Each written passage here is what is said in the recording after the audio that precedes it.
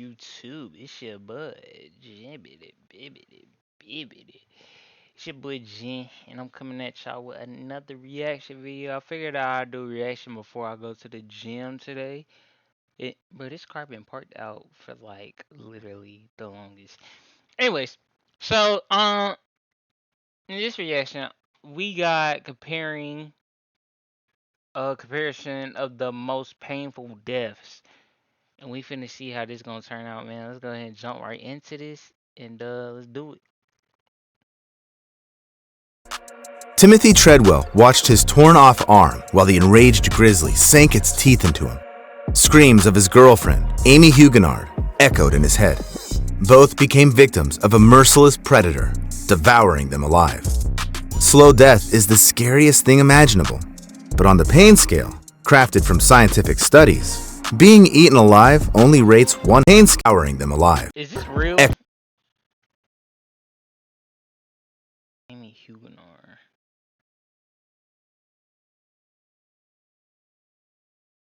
I'm like, bro, what the fuck? I'm like, bro, I swear I've been seeing these people. Huguenard. How you spell that shit? Hold on.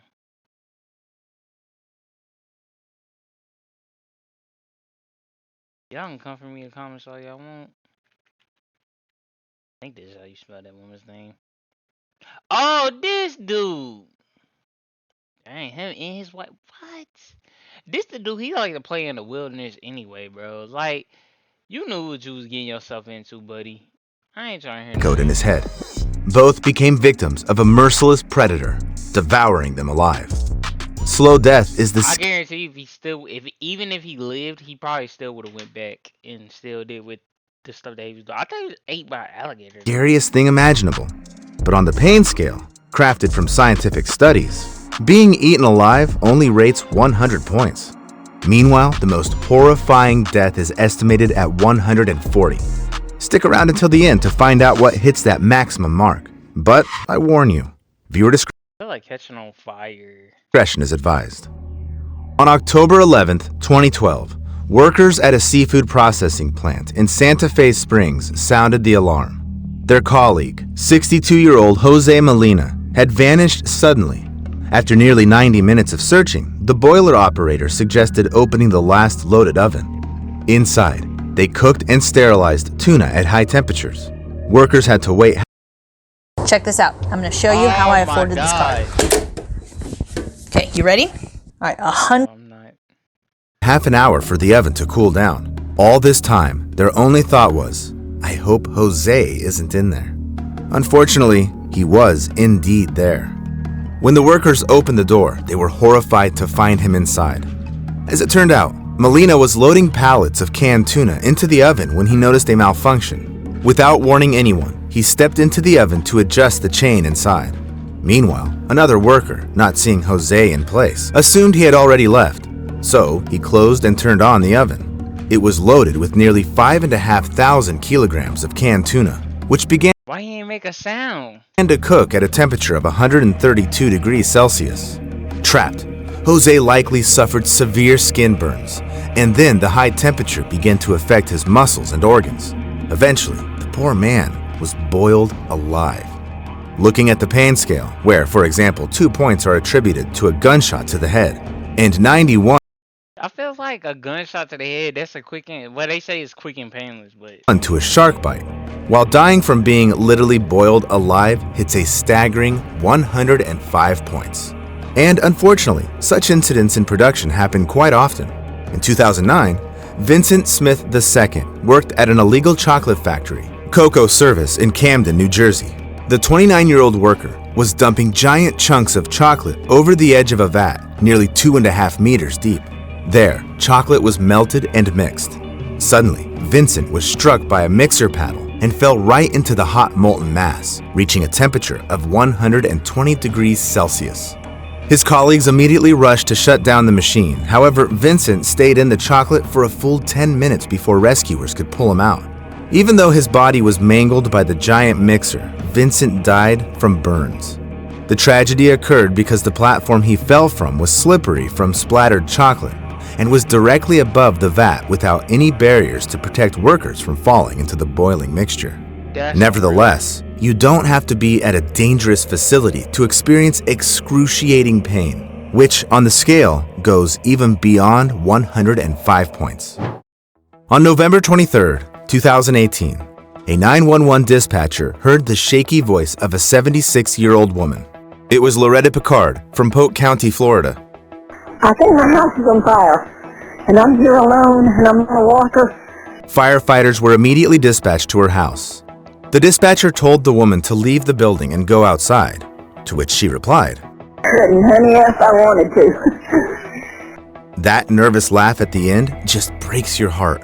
Loretta had recently undergone surgery and couldn't move quickly without assistance. Plus, she couldn't see anything through the smoke. Meanwhile, the fire truck slowly made its way down the rough country road where the woman What the fuck you mean they slowly made? What the lived. Loretta was freaking out, worried that nobody would save her, constantly asking if help was really on the way and if they were sure they were coming for her. Then, on the recording, you could hear Loretta start coughing and wheezing, and the sound of the crackling fire in the background getting louder. But I can't show you what the recording captured next, because then the flames engulfed the woman, who never got the help she desperately needed. She screamed wildly as she burned alive. The link to the full recording I'll leave in the description below. Loretta was dying while firefighters were just minutes away from her yard.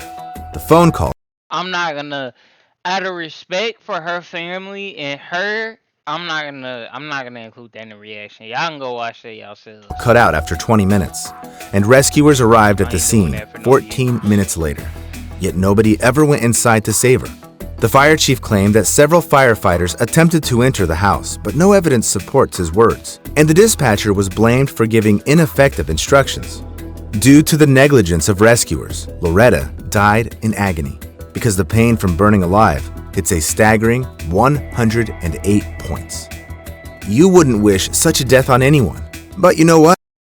Dude, this is a horrible gaming experience. I can live like this. I don't know. I don't have time to research upgrades for this. But shit, what's But I came across a story in my house? where a person knowingly subjected themselves to such suffering. On June 11, 1963, several American correspondents, including Malcolm Brown, gathered outside the Cambodian embassy in Saigon. The day before, journalists were informed that something important would happen there. Buddhists were deeply offended by the disrespect of their beliefs by the South Vietnamese government. So, around 350 monks and nuns gathered for another peaceful protest. Suddenly, not far from the presidential palace, a car stopped and 3 monks got out, including Quang Duc. Malcolm pointed his camera at the trio, not realizing what he would witness through the lens next. Protesters gathered around Quang, who sat on a pillow in the traditional Buddhist meditative lotus pose, while another monk started pouring gasoline over his head. Quang paid no attention and prayed, and when he finished, he struck a match. The flames instantly engulfed him, rising up in black smoke. It was a horrifying spectacle. Quang Duc's body slowly withering and shriveling, while his head blackened and charred. I can't show you the photo either, but I'll leave a link below the video. The scene was very contrasting. Yo, this nigga got fucking, hold on, y'all. But this nigga has legit photos and videos of all of this shit. What the fuck? As everyone present there loudly cried, watching the self-immolation, while the monk himself, enduring painful suffering, didn't even flinch or make a sound. Whether it was meditation skill, didn't even flinch or make a sound. Enduring painful suffering, didn't even flinch or make a sound. Whether it was meditation skills or inner spiritual strength that helped the monk endure the agony of his impending death. I know for sure an ordinary person wouldn't last like that, let alone endure the pain that hits 110 points. In 2007, a 33-year-old woman from Hong Kong named Cecilia Chung climbed to the top of Nyiragongo volcano, located in the Democratic Republic of the Congo. It last erupted in 2002, flooding the highly populated city of Goma with lava, causing widespread destruction. Since then, the volcano had been relatively safe, so tourists from all over the world flocked to see its famous lava lake. It looks like cracked earth in the desert, with hellish streaks of fire rising from it. Cecilia climbed nearly 3,500 meters for this sight. The woman was thrilled by the terrifying view of the lake and wanted to take a closer photo of it. To do this, she climbed over the edge of the crater, and suddenly, Cecilia slipped and fell down. However, flying about 200 meters, she hit a protrusion right above the lava lake. Cecilia felt piercing pain because the impact broke several bones. She was thrown into the heat, and it was almost impossible to breathe because she was too close to the lava, the temperature of which could reach 950 degrees Celsius. Wait a minute. Isn't she breathing in like some sulfuric acid? Can't you die from just breathing that shit in because that shit stink or some shit? A helicopter, rescuers, and a volcanologist were sent to the scene. At first, Cecilia showed signs of life. However, the rescue operations were stopped due to poor visibility. As a result, without waiting for help, she fell into the volcanic lava lake. Eyewitnesses even hoped that the woman died instantly after the impact and fell into the lava without feeling any pain. The thing is that on the pain scale, it hits a whopping 110 points. Death in lava, although painful, is instantaneous. That's why many people consciously chose it to end their lives. In 1933, That's an instant death? What? that's why death in lava, although painful, is instantaneous. That's why many people consciously chose it to end their lives. In 1933, a schoolgirl named Kyoko Matsumoto climbed Mount Mihara, located on the Japanese island of Ito-Ushima, with a girl from her school. Kyoko was in love with her friend. However, in Japanese society at that time, same-sex relationships were condemned, and this oppressed Kyoko so much that she didn't want to live anymore. The schoolgirl threw herself into the volcano crater before her lover's What the fuck? eyes. The scariest thing in this story is that the girl became a role model for many Japanese people who wanted to end their lives. By 1935, almost 1,300 people had lost their lives by jumping into Mihara, until the Japanese government built barriers around the area. Still, as countless stories show, people often ignore such prohibitions. In 2016, Colin Scott and his sister, Sable, went on a tour to Yellowstone National Park, known for its geothermal spots. They really look fascinating, but getting close to them is dangerous. The water here may not be as hot as lava in a volcano, but still, the 96 degrees reached by the local water bodies are enough to cause burns and even kill a person. But Colin and Sable ignored numerous warning signs and crossed the restricted area. Suddenly, the guy slipped and fell into the hot water near the Pork Chop Geyser. Such a death is more painful than death in a volcano because, in a hot spring, it doesn't happen instantly, but slowly. Moreover, in almost all the park's water bodies, acid sulfate liquids are present to a greater or lesser extent. So when Scott's sister returned with a few rangers, only parts of her brother's head, torso, and arms were visible in the hot spring. By the next morning, Colin's body had completely dissolved. It seems that there couldn't be worse pre-death suffering, but, in fact, there could be. Dissolving in a geyser is far from 140 points on the pain scale. On September 13, 1987, in Goiânia, Brazil, the owner of a local landfill, Devair Ferreira, invited neighbors, relatives, and friends over to show them his interesting find. Devair showed them a strange powder. It was sparkling so mesmerizingly that guests rubbed it on their skin like glitter and took it with them to give to someone else. Yet none of them had any idea what this powder really was. The thing is, the man brought scrap metal, and someone brought from a neglected hospital a metal capsule to his landfill. But those who did it didn't realize they had taken it from a radiotherapy machine. Devair Ferreira ordered the capsule to be cut open, where he found the powder, which was actually radionuclide cesium-137. It is used in treatment to create a source of gamma radiation capable of affecting human cells. It's specifically directed at cancerous tumors. But if the radiation isn't controlled, it'll also affect healthy cells. Devair, not realizing it, set off a deadly domino effect. So about 250 people came into contact with the powder. Maria Gabriela Ferreira, the wife of the landfill owner, began to suffer from hair loss and internal bleeding. One of Devair's hired workers, Israel Bautista dos Santos, developed serious respiratory and lung complications. The other one, Admilson Alves de Souza, had his heart affected. However, the most I thought they were gonna say his heart exploded. affected was De Vallere's 6-year-old niece, Lei das Neves Ferreira. She was placed in an isolated hospital room, but the staff was afraid to approach the child.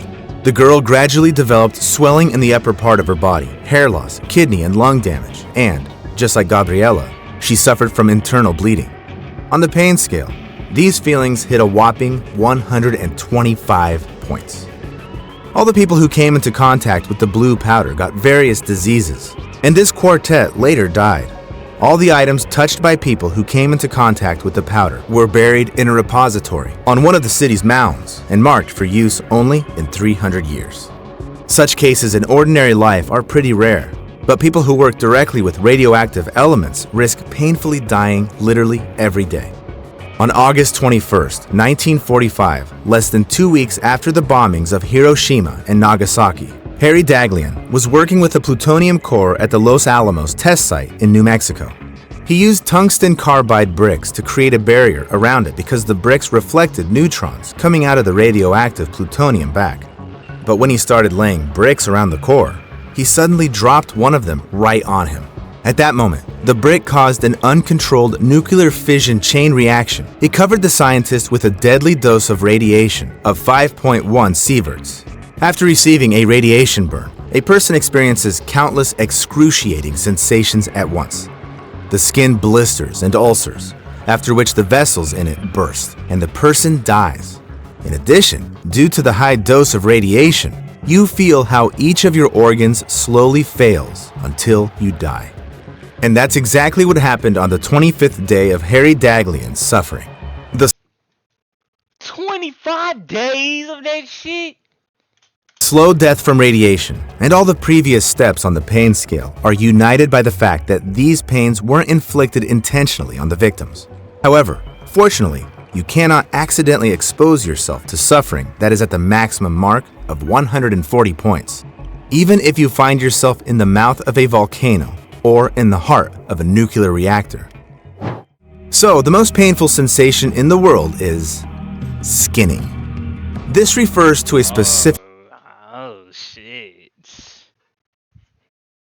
Hold on. That's worse than the radiation? Cause that's 25 days of straight torture right there, I feel like. torture.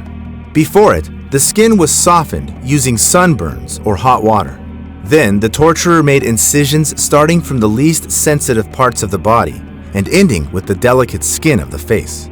The process was designed to keep the victims alive as long as possible, maximizing pain.